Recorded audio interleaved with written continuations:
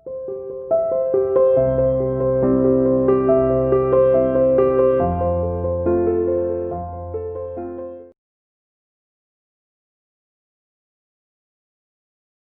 Students, welcome to CRE international school online classes. कैसे हो बेटा? आशा करती हूँ सभी अपने घर पर स्वस्थ होंगे और सुरक्षित होंगे, अपना कार्य भी जो है सुचारू रूप से कर रहे होंगे। देखिए बेटा, आज हम अपनी हिंदी की क्लास में अपना विशेषण चैप्टर शुरू कर रहे हैं। मतलब शुरू कर रहे हैं का मतलब क्या है कि ये चैप्टर आपको पहले सुमनलता मैडम ने अप्रैल के मंथ में शायद करवा दिया था, तब आपको पीडीएफ के रूप में ये समझाया गया था। अब इसको हम इस चैप्टर की वीडियो बनाकर आपको समझा रहे हैं। हो सकता है थोड़े बहुत डाउट रह गए हों आपके, तो आपको समझ ना आए। वैसे मैंने खुद से इस चैप्टर की एक्सरसाइज आपको करवाई थी वीडियो में, और मैं आपको ऑनलाइन क्लास मैंने ली थी लास्ट आपकी, उसमें भी थोड़ा सा विशेषण समझाया था। पर उसमें ऑनलाइन क्लासेस में ज्यादा बच्चे नहीं अटेंड करते हैं उसको, इसलिए ये वीडियो आपको भेजी जा रही है। तो आप इसको ध्यान से अच्छे से देखिए और अपने डाउट क्लियर कीजिए। ठीक है बेटा, हम आज पढ़ रहे हैं विशेषण। विशेषण क्या होता है बेटा? मैं एक सेंटेंस लिख रही हूं, मेरी फ्रॉक लाल है, संतरे खट्टे हैं। ठीक है, आपको ये दो सेंटेंस दिख रहे हैं। यहां पर देखिए, ये क्या है? सर्वनाम शब्द। ये क्या है? कर्म है। ये क्या है? विशेषण। ठीक है, अभी देखिए आगे, संतरे क्या है? ये हमारा उद्देश्य है। यहां पर क्या है? ये हमारा विशेषण शब्द है।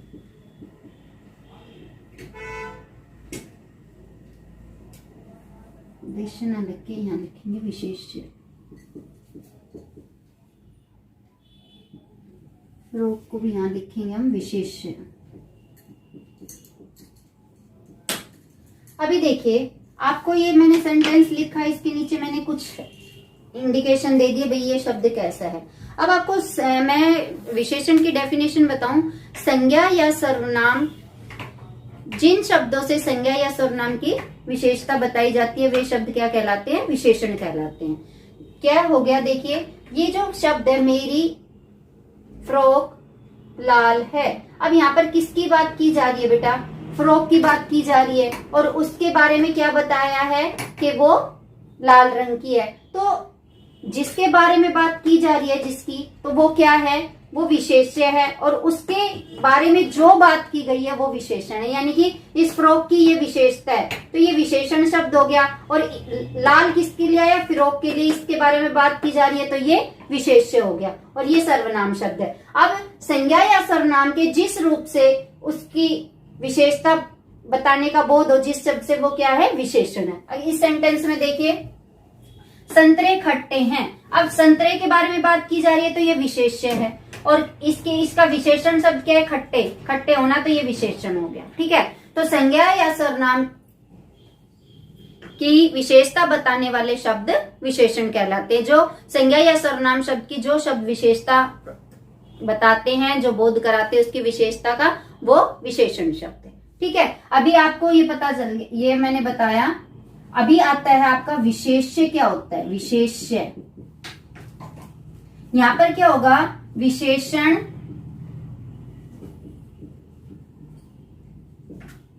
जिन शब्दों की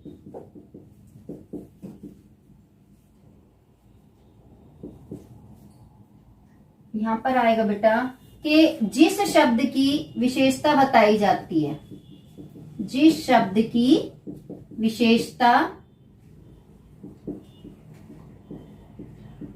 बताई जाती है।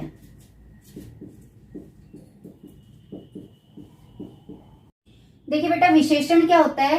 संज्ञा या सर्वनाम की विशेषता बताने वाले शब्द विशेषण कहलाते हैं। अभी इसमें एक चीज और आता है, प्रविशेषण। प्रविशेषण क्या होता है? विशेषण की भी विशेषता बताने वाले शब्द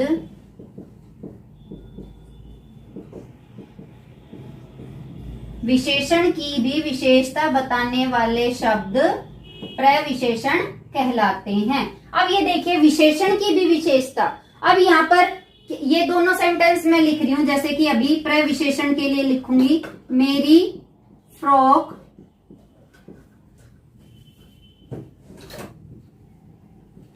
गहरी लाल है। ठीक है, यही वाला सेंटेंस लिखूंगी। ऊपर जो लिखा हुआ है, संतरे बहुत खट्टे हैं,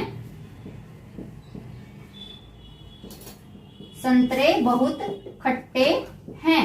यही दोनों सेंटेंस लिखे हैं। अब आपको इस सेंटेंस, दोनों सेंटेंस से इन सेंटेंसों में एक एक शब्द अलग दिखेगा, ये वाला। तो जो हमारा ये विशेषण शब्द है, यहाँ पर इसमें विशेषण शब्द क्या था, लाल। लाल से पहले आया गहरी लाल। तो इस विशेषण शब्द की भी विशेषता, यानी कि जो लाल कलर है वो गहरा लाल कलर है। ठीक है, उसके बाद यहाँ पर जो संतरे हैं वो बहुत ज्यादा खट्टे हैं। तो इस विशेषण शब्द को भी जब बढ़ा चढ़ाकर बताया जाता है तो वो शब्द क्या कहलाते हैं, प्रविशेषण कहलाते हैं। ठीक है, यही थे आपके अभी विशेषण किसे कहते हैं, विशेष्य क्या होता है और प्रविशेषण क्या होता है। चलिए अब हम पढ़ते हैं विशेषण के भेदों के बारे में। देखिए बेटा, ये विशेषण के भेद, विशेषण के भेद कितने होते हैं, 4 होते हैं। कितने भेद होते हैं, 4। कौन कौन से होते हैं, गुणवाचक, संख्यावाचक, परिमाणवाचक और सार्वनामिक विशेषण। अब गुणवाचक क्या होता है, आपको ये तो पता है ना कि विशेषण शब्द में किसकी विशेषता बताई जाती है, संज्ञा या सर्वनाम की। अब हर एक में संज्ञा या सर्वनाम शब्द होगा कि संज्ञा या सर्वनाम के जिस रूप से उसके गुण, दोष, रंग रूप, आकार आदि के बारे में बोध हो तो वो गुणवाचक विशेषण। जैसे कोई भी संज्ञा या सर्वनाम शब्द है, उसका रंग रूप बता दिया, आकार बता दिया, गुण, दोष कुछ भी बता दिया संज्ञा या सर्वनाम का, तो वो गुणवाचक विशेषण होगा। जैसे मैं बोल दूं यह कुर्सी टूटी हुई है, अब कुर्सी के बारे में बताया, उसकी दशा है वो टूटी हुई है। ठीक है, राम बीमार है, उसकी अवस्था बता दी कि वो बीमार है। मेरी फ्रॉक लाल है। ठीक है, तो ये लाल होना क्या है, उसका गुण है। जैसे मैं बोल दूं अभी दूध मीठा है, तो दूध की विशेषता बता दी। गुण, दोष, रंग रूप, आकार, संज्ञा या सर्वनाम का जहां पर भी रंग रूप, गुण, दोष, आकार, अवस्था आदि के बारे में बोध हो तो वहां पर गुणवाचक विशेषण होता है। नेक्स्ट आता है हमारा संख्यावाचक विशेषण, कि संज्ञा या सर्वनाम के जिस रूप से उसका किसी व्यक्ति वस्तु की संख्या का बोध होता हो तो वो संख्यावाचक विशेषण होता है। जैसे कि अभी कुछ भी हो, संज्ञा या सर्वनाम शब्द, जैसे मैं बोल दूं अभी केले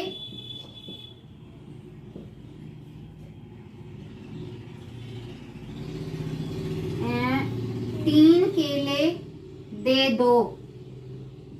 यहाँ पर केले शब्द क्या है, संज्ञा शब्द है और उसकी संख्या कितनी है, 3। तो ये संज्ञा शब्द की क्या बता रहा है, संख्या का बोध करा रहा है। तो ये शब्द क्या हो गया हमारा, संख्यावाचक विशेषण। ठीक है, अभी संख्यावाचक में 2 भेद होते हैं। देखिए कौन कौन से होते हैं, निश्चित संख्यावाचक, निश्चित संख्यावाचक और अनिश्चित संख्यावाचक। ठीक है, इसमें क्या होता है कि निश्चित और अनिश्चित, जब भी हमारा कोई संज्ञा या सर्वनाम शब्द, जैसे मैंने अभी आपको उदाहरण दिया 3 केले दे दो, तो यहाँ पर तो जो हमारे केले हैं उसका बता दिया 3 केले दे दो। ठीक है, अगर मैं ये बोल दूं कुछ केले दे दो, तो कुछ में क्या हो सकता है, वो केले 2 भी हो सकते हैं, 4 भी हो सकते हैं, 15 भी हो सकते हैं, 20 भी हो सकते हैं। तो उनकी संख्या निश्चित नहीं है। जहां पर संज्ञा या सर्वनाम शब्द की संख्या निश्चित हो तो निश्चित संख्यावाचक, जहां पर संज्ञा या सर्वनाम शब्द की संख्या निश्चित ना हो वहां पर अनिश्चित संख्यावाचक। अब आपको यहाँ पर मैं परिमाणवाचक बताने के बाद एक बात बताऊंगी दोनों से रिलेटेड। परिमाणवाचक क्या होता है, जहां पर भी संज्ञा या सर्वनाम शब्द की मापतोल का बोध जो शब्द कराते हैं वहां पर परिमाणवाचक विशेषण होता है। परिमाणवाचक विशेषण और संख्यावाचक विशेषण में एक अंतर यह होता है कि जो भी संख्यावाचक में जो भी संज्ञा या सर्वनाम शब्द होगा वो काउंटेबल होगा, यानी कि वो गिना जा सकेगा। जो परिमाणवाचक में संज्ञा या सर्वनाम शब्द होगा वो अनकाउंटेबल होगा, यानी कि वो उसकी गिनती नहीं की जा सकती, उसको सिर्फ मापा या तोला जा सकता है। तो आपको पहले उस संज्ञा या सर्वनाम शब्द को देखना है कि वो गिना जा सकता है, जैसे सेब है, केले हैं, या पेंसिल, पुस्तक, बच्चे, या पेन, कॉपी, सीटी, टोपी, कुछ भी इस तरह की चीजें जो गिनी जा सकती है वो तो संख्यावाचक में, जो नहीं गिनी जा सकती वो परिमाणवाचक में। परिमाणवाचक में कौन सी चीजें आती है, जैसे जो लीटर, मीटर या किलोग्राम, ग्राम, इस तरह से जो मापा जाता है। जैसे उदाहरण के लिए मैं कह दूं 2 मीटर लाल कपड़ा, 2 मीटर कपड़ा, सिर्फ बोले 2 मीटर कपड़ा, तो कपड़ा हमारा संज्ञा शब्द है, ठीक है, और वो गिना नहीं जा सकता, कपड़े को गिन थोड़ी ना सकते हैं, तो वो मापा जाता है, कितने मीटर में मापा जाता है वो, तो वो किस में आ गया, परिमाणवाचक में। परिमाणवाचक में भी आपका ये निश्चित और अनिश्चित दोनों होते हैं। जैसे मैं बोल दूं 2 मीटर कपड़ा, ठीक है, तो वो हो गया निश्चित परिमाणवाचक। अगर मैं बोल दूं थोड़ा सा कपड़ा, तो वो अनिश्चित परिमाणवाचक। जैसे अभी मैं बोलूं तेल के लिए बोलूं कि 5 लीटर तेल और थोड़ा सा तेल, ठीक है, 2 किलो चीनी, थोड़ी चीनी, ठीक है, इस तरह अगर मैं बोलती हूँ, जो भी संज्ञा या सर्वनाम शब्द है जो परिमाणवाचक में आता है वो निश्चित है तो निश्चित परिमाणवाचक। अगर उसके आगे उसका जो उसके माप तोल है वो दिया हुआ हो तो निश्चित परिमाणवाचक, माप तोल नहीं दिया हुआ हो तो अनिश्चित परिमाणवाचक, ठीक है। अगला आता है हमारा सार्वनामिक विशेषण। सार्वनामिक विशेषण का दूसरा नाम होता है संकेतवाचक विशेषण भी, ठीक है। संकेतवाचक विशेषण क्यों है, क्योंकि ये हम किसी की तरफ इशारा करते हैं। वह घर मेरा है, वह गेंद मेरी है, यह पुस्तक मेरी है, यह स्कूल मेरा है, इस तरह यह वह जब हम कर कर बोलते हैं, किसी भी संज्ञा या सर्वनाम शब्द के साथ में जब यह या वह शब्द आता है, उसको इंडिकेट करने के लिए संकेत करते हैं, तो वो हमारा सार्वनामिक विशेषण होता है, ठीक है बेटा। ये आपके विशेषण के भेद थे 4। अब मैं आपको विशेषण से और भी बातें आपको मैं बताऊंगी। देखिए बेटा, जो विशेषण शब्द होता है वो स्त्रीलिंग और पुल्लिंग में अलग अलग तरह से होता है। वो कैसे होता है, देखिए मैं यहाँ पर लिख रही हूं काला हिरण भाग गया, ठीक है। अभी ये पुल्लिंग है। अगर मैं यहाँ लिखूं काली हिरणी भाग गई, अब ये देखो बेटा, जब हमारा स्त्री पुल्लिंग होता है तो हमारी क्रिया भी पुल्लिंग में होती है। जब हम स्त्रीलिंग की बात करते हैं तो हमारी जो क्रिया होती है वो भी स्त्रीलिंग में। देखो ये पुल्लिंग शब्द है और ये स्त्रीलिंग शब्द है। पुल्लिंग और स्त्रीलिंग में हमारा विशेषण भी बदल जाता है और क्रिया भी बदल जाती है। विशेषण यहाँ पर हिरण पुल्लिंग है तो काला हो गया, स्त्रीलिंग है तो काली हो गई। क्रिया भाग गया है तो यहाँ पर भाग गई होगी। ये है आपका के विशेषण जो है लिंग के अनुसार भी बदलता है। विशेषण शब्द जो होता है वो लिंग के अकॉर्डिंग बदल जाता है, उसी के अकॉर्डिंग हमारी क्रिया भी ऑटोमेटिकली बदल जाती है। उसके आगे देखिए बेटा, अभी हमारी विशेषण की अवस्थाएं होती है। अब मान लो एक चीज अच्छी है, मान लो मेरे को एक चीज अच्छी लगी, मैंने कह दिया भाई ये अच्छी है, लेकिन मेरे को 3 चीज अच्छी लगी और उनमें से मैं किसी एक को अच्छा बताऊं, तो इस तरह हम विशेषण की अवस्थाएं डिसाइड करते हैं। अवस्थाएं देखिए, विशेषण की अवस्थाएं, विशेषण की अवस्थाएं, विशेषण की अवस्थाएं 3 होती है। देखिए उत्तमावस्था,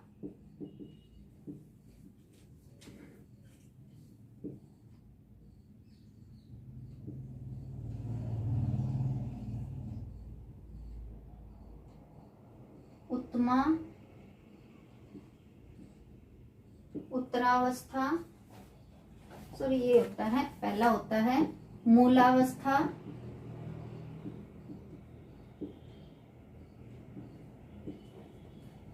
मूलावस्था, उत्तरावस्था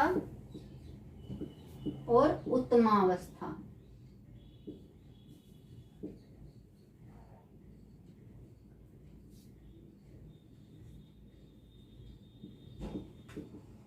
ये 3 अवस्थाएं होती है बेटा, विशेषण की 3 अवस्थाएं होती है।